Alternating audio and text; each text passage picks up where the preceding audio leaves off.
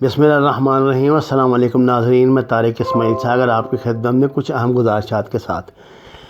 ناظرین کرام، اگر آپ پچھلے صرف 6 مہینے کے عالمی منظرنامے پہ غور کریں تو چیزیں جس تیزی کے ساتھ بدلی ہیں، جس طرح بعض ناقابل یقین باتیں اب قابل یقین دکھائی دے رہی ہیں، اور جو ہم ایکسپیکٹ کر رہے تھے اس کا دور دور تک نام و نشان دکھائی نہیں دے رہا۔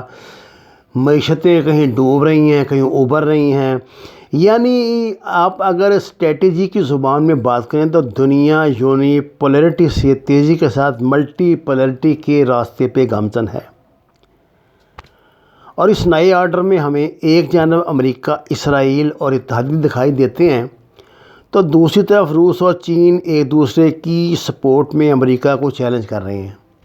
یہ جو بظاہر جو منظرنامہ اس وقت ہمیں بنتا نظر آ رہا ہے وہی ہے، جبکہ یورپی یونین کئی معاملات میں، یہ میں بہت اہم بات کہنے لگا ہوں، ذرا خیال فرمائیں، جبکہ یورپی یونین کئی معاملات میں امریکی لائن پہ چلتے ہوئی نظر آ رہی ہے۔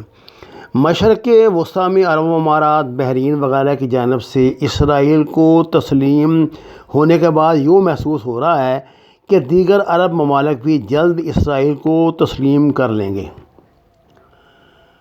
اچھا، اس سلسلے میں پاکستان کے سامنے 2 راستے کھلے ہیں۔ جی سیدھی بات ہے، آپ کسی منافقت میں نہیں ہمیں پڑنا چاہیے۔ یا تو اسرائیل کو تسلیم کر کے امریکی اتحادات میں آئے اور چینی روس بلاک میں رہتے ہوئے کشمیر جیسے اہم مفادات کا دفاع کرے۔ امریکہ اور دونوں ہی بھارت کے دوست ممالک ہیں، یہ مطلب یہ خیال رکھیں کہ امریکہ، انڈیا ہو یا امریکہ، یہ دونوں دوست ممالک ہیں۔ اب ہمیں اسرائیل، انڈیا، امریکہ، یہ تینوں دوست ممالک ہیں، اور یہ تینوں اس اتحاد سے علیحدہ ہیں۔ اور یہ بات ذہن میں رہے کہ امریکہ جو ہے وہ CPU کے متعلق کیا پالیسی جو ہے وہ اڈاپٹ کر رہا ہے۔ اچھا جی، امریکہ اور اسرائیل دونوں ہی بھارت کے دوست ہیں۔ امریکہ بھارت کو چین کے خلاف استعمال کرنا چاہتا ہے، اور بھارت امریکی اتحاد کو چین کے خلاف استعمال کرنا چاہتا ہے۔ یعنی آپ یہ نہ سمجھیں یہ بھی چانکیہ کے چانٹے ہیں، چیلے چانٹے ہیں، یہ اتنی جلدی سے امریکہ کی گرفت میں آنے والی نہیں ہیں۔ جو امریکہ جاپان اور آسٹریلیا پر مشتمل ہے، یعنی کوآڈ جس کو کہتے ہیں، اور اس کا ایک اہم حصہ ہے، جبکہ چین پاکستان کا اہم ترین دوست و اتحادی ہے۔ چین ان ممالک میں سے ہے جو پاکستان کے برے وقت میں ہمیشہ سب سے پہلے مدد کو پہنچے۔ اسی طرح اسرائیل بھارت کا قریبی دوست ہے، اور اس وقت دفاع سمیت بہت سے معاملات میں اسرائیل بھارت کی مدد بھی کر رہا ہے، خصوصاً مقبوضہ کشمیر میں بھارت اسرائیلی پالیسی پر جو اس نے فلسطینیوں پر لاگو کر رکھی تھی عمل کر رہا ہے، اور اس سلسلے میں مکمل حمایت اسے اسرائیل کی حاصل ہے۔ دیکھیے، اسرائیلی ماہرین بھارت میں موجود ہیں جو معاملات کی نگرانی کر رہے ہیں۔ جس طرح انہوں نے پیچھے وہ معاہدہ کر کے امریکہ کا سسٹم جو ہے لگا لیا ہے نا یہاں پہ، سیٹلائٹ سسٹم، تو وہ بھی امریکی ماہرین کی نگرانی میں چل رہا ہے۔ یعنی اتنا یہ قریب آ چکے ہیں اپنے ملک میں، انہوں نے بہت سے معاملات امریکیوں اور اسرائیلیوں پہ چھوڑے ہوئے ہیں، اور انڈیا آکوپائڈ کشمیر میں 100% وہ پالیسیاں لا رہا ہے جو اسرائیل ہے۔ کئی جگہ تو ایسا دیکھنے میں آتا ہے جیسے اس نے یہ ساری جو معاملات کی کمانڈ ہے نا وہ اسرائیل کو سونپی ہوئی ہے، اور خود وہ اسرائیل کے مشورے پہ عمل کر رہا ہے۔ اور یہ اچھا جی، اگر دیکھا جائے تو اس کے علاوہ تاریخی اعتبار سے دیکھیں تو بانیہ پاکستان نے اسرائیل کو امت کے سینے میں پیوست خنجر کہہ کر اسے تسلیم کرنے سے انکار کر دیا تھا۔ سیدھی بات ہے، وہ اسٹیٹس مین تھے، وہ کو بات رکھتے تو نہیں تھے۔ 90 کی دہائی میں کوئٹہ پر حملے کا پلان ہو، 98 میں پاکستان کو ایٹمی دھماکوں سے دور رکھنے کی بھارت کی جانب سے جارحیت کا پلان ہو، یا پھر پچھلے سال کی پاک بھارت جھڑپ، ہر جگہ آپ کو اسرائیل نظر آئے گا۔ اسرائیلیوں نے جو انڈیا کا یہ جو خاص طور سے بارڈر ہے نا یہ والا، یہ جو ہمارا کشمیر کے ساتھ جتنا بھی بارڈر لگتا ہے، جہاں سے چانسز ہیں اس کو کہ جی جو کراسنگ ہوتی ہے، وہاں سینسٹیو جتنے حساس حالات ہیں جو پتہ نہیں کتنے کلومیٹر دور سے آتے ہوئے قدموں کی جو دھمک ہے نا وہ بھی پہنچا دیتے ہیں آگے. یہ اسرائیلی انسٹرکٹر وہاں بیٹھے ہوئے ہیں، اسرائیلی جو ماہرین ہیں وہ وہاں بیٹھے ہیں انڈین کے مورچوں میں. اور یہ جو پچھلی ہماری اب تازہ جھڑپیں ہوئی ہیں اس میں جو آگ لگانے والے میزائل پاکستان کی طرف پھینکے گئے ہیں نا، یہ اسرائیل کے میزائل ہیں. جو میں نے آپ کو بتایا تھا جو اسرائیل سائبر وار میں استعمال کر رہا ہے، جو اس نے اس پہ پھینکے تھے، اس پہ بیروت پہ، جو اس نے ایران پہ پھینکے تھے وہی پاکستان پہ پھینکے. یعنی یہ صرف پچھلی دو، آپ یہ نہ سمجھیں کہ وہ جو جب ہم نے ایٹمی دھماکہ کیا تھا اس دور میں جو انہوں نے حملہ پلان کیا تھا، یا پھر 98 میں ایک اور مرتبہ ان کا دماغ خراب ہوا تو پاکستان نے ڈنڈا دے دیا تھا دونوں مرتبہ ٹھیک ٹھاک. اس مرتبہ پھر اسرائیل جو ہے اس کے ساتھ کھڑا ہے اور اس نے پھینکے ہیں. اور ادھر ہمارے جو بولے بھالے ہمارے بیچارے عرب بھائی ہیں وہ ہمیں کہہ رہے ہیں کہ ہم اسرائیل کو تسلیم کریں. اچھا صاحب، اسرائیل کا نام آج کل بہت پاکستان میں نا خبروں کو بن رہا ہے کہ آپ دیکھیں ایسے سوال کر دیں گے عمران خان سے، آپ اسرائیل کو تسلیم کر رہے ہیں، آپ پہ پریشر ہے، آپ کے ایک نہیں فنومینا کریٹ کیا جا رہا ہے. یہ ہائبرڈ وار، ایسے مباحث شروع کرا دیے ہیں. وہ ایک کسی اینکر نے انٹرویو دے دیے، 2-3 اینکروں نے انٹرویو دے دیے، کسی نے مضمون لکھ دیا، باتیں یعنی گڑے مردے اکھاڑنے. جو اس مسئلہ میں ایک طے شدہ پالیسی ہے، جب اس ملک کے باپ نے جو اس ملک کو بنانے والا کہہ دیا تھا کہ یہ تو ایک خنجر مسلمانوں کے کلیجے میں پیوست کیا گیا ہے، تو پالیسی طے ہو گئی.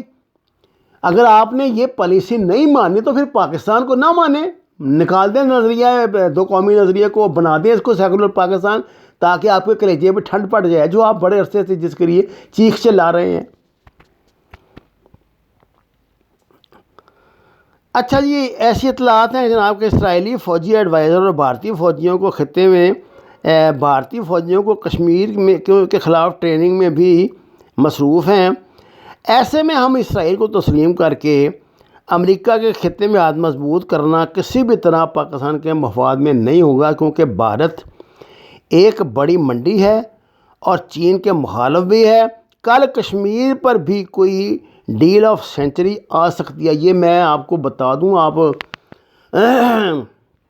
خدا رہا ان باتوں کو نظر انداز نہ کریں. چھوٹا آدمی بھی کبھی ڈھنگ کی بات کہہ دیتا ہے.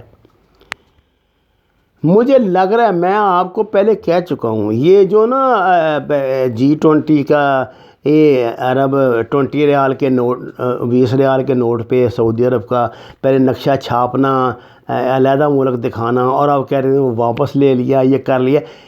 یہ کوئی نہ کچھ ہنڈیا کہیں پک رہی ہے، یہ تو سیدھی بات ہے. اور عین ممکن ہے کوئی ڈیل آف سینچری جو ہے وہ آ جائے کہ جی یہ معاملات کو جلدی جلدی نمٹاؤ، جیسے وہ آپ نپٹا رہے ہیں. مجھے ایسے لگتا ہے جیسے دجالی سسٹم جو ہے نا بہت مطلب اتاولا ہوا ہے کہ جلدی سے جلدی یہ ختم کرو ٹنٹے سارے، یہ میں تسلیم کرنا ہے کہ نہیں کرنا، یہ نہ کر. پوری طرح جو ان کا ایجنڈا ہے کہ اسرائیل کو انہوں نے اس دنیا کی سب سے بڑی قوت بنانا ہے اور وہاں ہیکل سلیمانی کی تعمیر کرنی ہے. تیزی سے اس طرف بڑھ رہے ہیں. نبی صلی اللہ علیہ وسلم کی احادیث مبارکہ ہے، آپ نے فرمایا یروشلم کی آبادی مدینے کی بربادی ہے. یاد رکھیے، یہ جو سعودی عرب کے قریب آ رہے ہیں نا، اب یہ یہاں سے جائیں گے مدینہ، مکہ، خیبر، جہاں سے ان کو نکالا گیا تھا، یاد ہے نا آپ کو کہاں سے ان کو نکالا گیا تھا، یہ وہیں پہ واپس جا رہے ہیں اور اسی تیاری میں لگے ہوئے دکھائی دے رہے ہیں. مجھے تو صاحب ایسا دکھائی دے رہا ہے کہ جیسے خدا نہ خواستہ ہم اس منظر نامے کا حصہ ہی نہ بن جائیں. اچھا جی، اس کے بعد دیکھیں کہ میں کشمیر کی بات آپ سے کر رہا تھا. کشمیر کی ڈیل کے حوالے سے معاملات بہت عرصے سے زیر زمین چل رہے تھے. کوئی میری بات مانے یا نہ مانے، میں انسسٹ کرتا ہوں اس بات پہ کہ 35A مودی ایسے ہٹا نہیں سکتا تھا. یہ بڑے کھلاڑی گیم میں موجود ہیں، اور اب وہ تیزی سے وہ دجالی جو آمد ہے نا اس کے استقبال کی تیاریاں بھرپور، جیسے اب جب پتہ لگ جائے دولہے کی برات نکل پڑی ہے جناب گوجرانوالہ سے، اب وہ مرید کے پہنچ گئے ہیں، اب وہ راوی کے پل پہ پہنچ چکے ہیں اور تھوڑی دیر بعد انہیں شدھرے آ جانا ہے۔ مجھے تو ایسے لگتا ہے جیسے اب وہ راوی کے پل پہ پہنچ چکے ہیں، اور یہ سب تیاریاں اس کے لیے ہو رہی ہیں۔ یہ اسرائیل کا ٹنٹا بھی مکے گا تسلیم کرنے نہ کرنے کا، اور اللہ نہ کرے کشمیر کا بھی مکے گا۔ اگر تو پاکستان کے حق میں ہے تو الحمدللہ، لیکن یہ ڈیل آف سینچری ہونے جا رہی ہے، یہ میں آپ کو بار بار ریئلائز کرا رہا ہوں، میری بات آپ مان لیں۔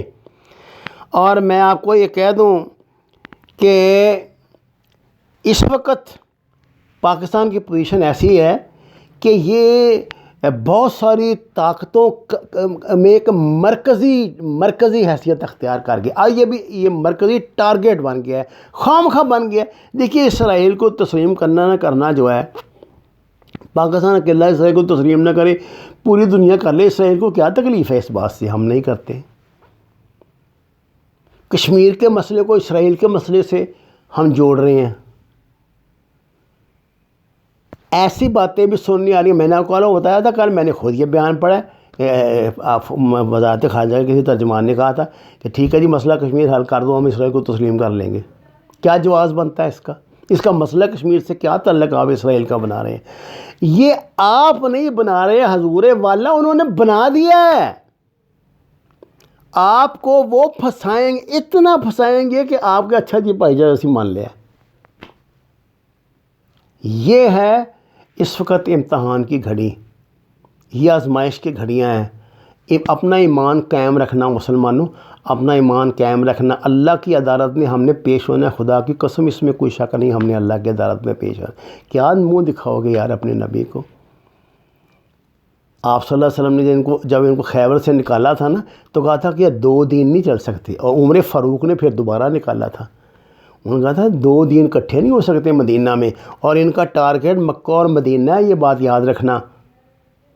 بس مجھے اور کچھ نہیں کہنا، وما علینا الا البلاغ المبین۔ ناظرین کرام، درخواست ہے قرآن اور نماز کو ترجمے کے ساتھ جانیے، ہمارے چینل کو سبسکرائب کریں، لائکس دیں، اور سچ کے سفر میں ہمارے ساتھی بنیں۔ آپ کا بہت شکریہ۔